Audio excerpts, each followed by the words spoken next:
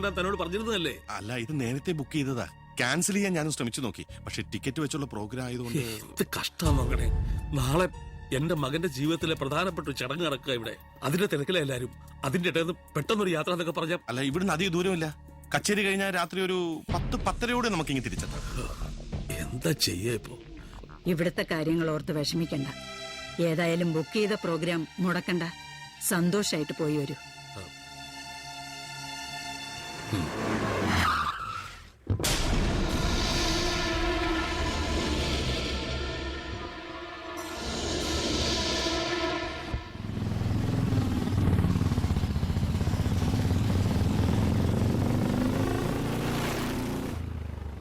നിർത്തൂ.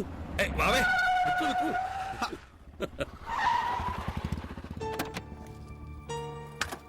അച്ഛൻ ഇവിടെ പോണേണ്. ആ ബാൻഡ് സെറ്റ് മുഴുവനുണ്ടല്ല.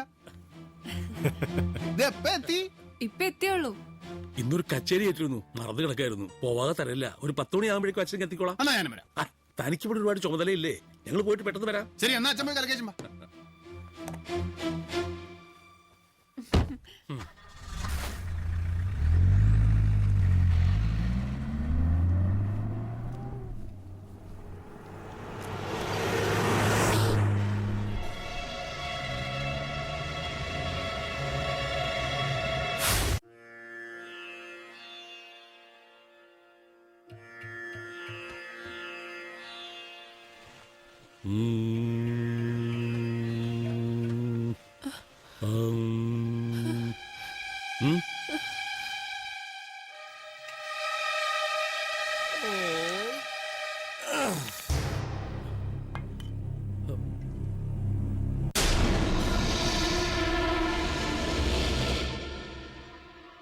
നിർത്തണ്ട തിരുമേനി, പാടിക്കോ.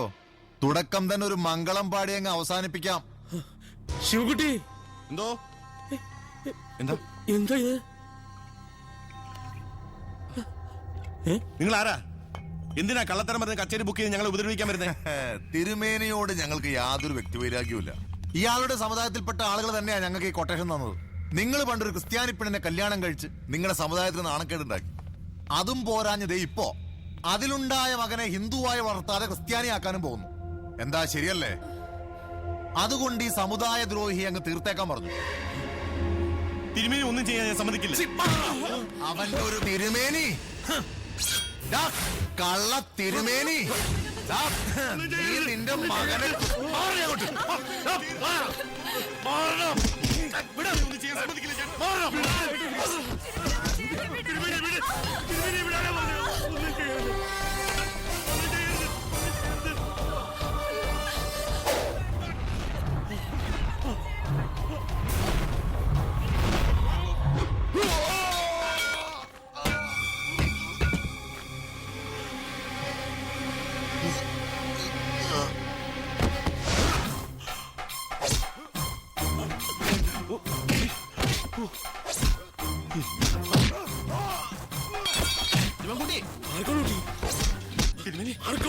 അച്ഛനകത്തോട്ട് കൊണ്ടുവയ്ക്കോ. ഞാൻ കൊണ്ടുപോ.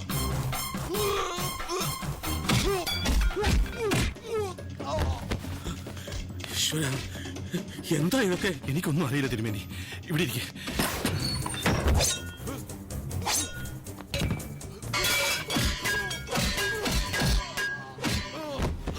ഭാവേ ഗായത്രി, അവർക്കൊന്നും സംഭവിക്കില്ല. അവിടെ ഇരുന്നാട്ടെ തിരുമേനി, ഇരുന്നാട്ടെ.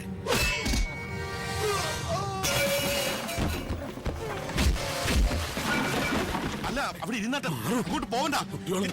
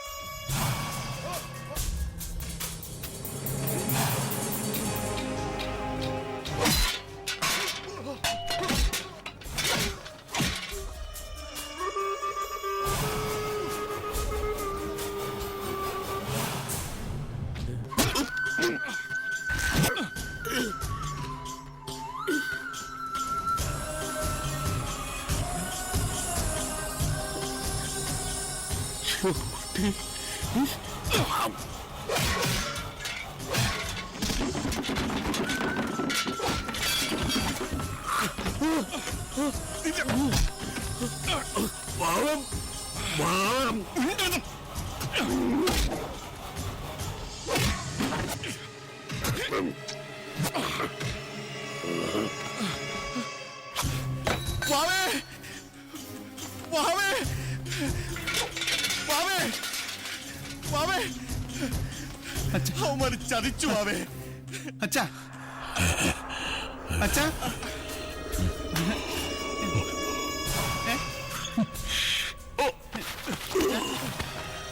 അച്ഛാ തിരുമേനിക്കൊന്നും സംഭവിക്കില്ല. എന്റെ തിരുമേനിക്കൊന്നും സംഭവിക്കില്ല. അച്ഛാ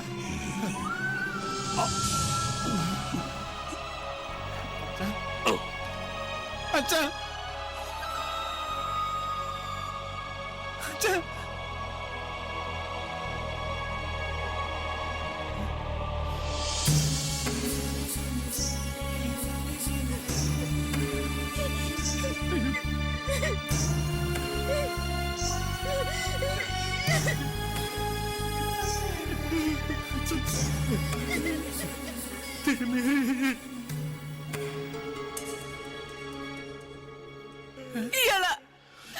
ഇയാളെന്റെ തിരുവേനെ കൊന്നത് ഞാൻ കണ്ടു. ഇയാളാ തിരുവേനെ കൊന്നത്. ഞാനോ? ഇവക്ക് ഭ്രാന്താ. സ്വന്തം മോനെ പോലെ സ്നേഹിച്ചിട്ടും അദ്ദേഹത്തെ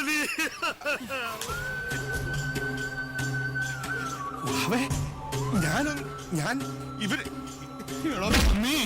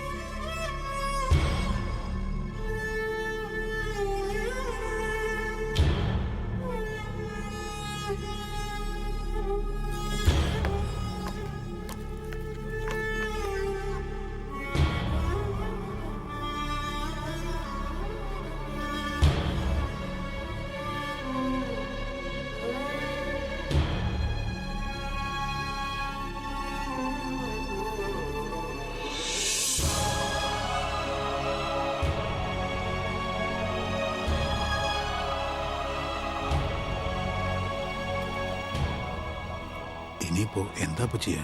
എന്താ വേണ്ടേച്ചാ അവരോട് തന്നെ ആലോചിക്കുക. അല്ലാണ്ട് ഇപ്പൊ എന്താ ചെയ്യാ? ഒന്നങ്ങോട്ട് വരാ, ഒരു കാര്യം പറയട്ടെ.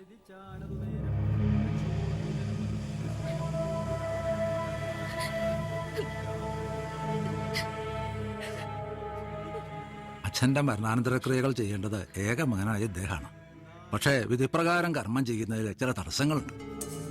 മേപ്പത്തൂരിന്റെ മകനാണെങ്കിലും ഇദ്ദേഹം ഇതേവരെ ബ്രാഹ്മണ്യം സ്വീകരിച്ചിട്ടില്ല. മനസ്താപപ്പെടേണ്ടതില്ല, പരിഹാരങ്ങളുണ്ട്.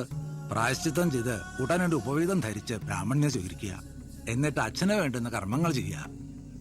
അല്ല, ഇയാള് ക്രിസ്തുമതം സ്വീകരിക്കാൻ തയ്യാറായി നിൽക്കുന്ന ആളാണ്. കർമ്മങ്ങൾ മറ്റാരെ കൊണ്ടെങ്കിലും. മകൻ ജീവിച്ചിരിക്കുമ്പോ ഞങ്ങളുടെ കൂട്ടത്തിലുള്ള ആരും അതിന് തയ്യാറാവും തോന്നുന്നില്ല. കർമ്മങ്ങൾ ചെയ്യാതെ അനാഥപ്രേതം പോലെ അടക്കിയാൽ ആത്മാവിന് മോക്ഷം ലഭിക്കില്ല. എന്താ, അങ്ങനെ വേണമെന്നുണ്ടോ? അച്ഛന് വേണ്ട കർമ്മങ്ങൾ ചെയ്യേണ്ടത് ഒരു മകന്റെ കടമയാണ്.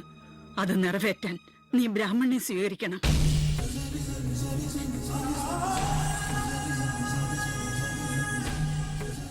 ഈ അവസരത്തിൽ പറയുന്നത് ശരിയാണോന്ന് എനിക്കറിയില്ല, എങ്കിലും പറയാതെ വയ്യ. എന്റെ മകളെ വിവാഹം കഴിക്കുന്നവൻ ഒരു ക്രിസ്ത്യാനി ആയിരിക്കണമെന്ന നിർബന്ധം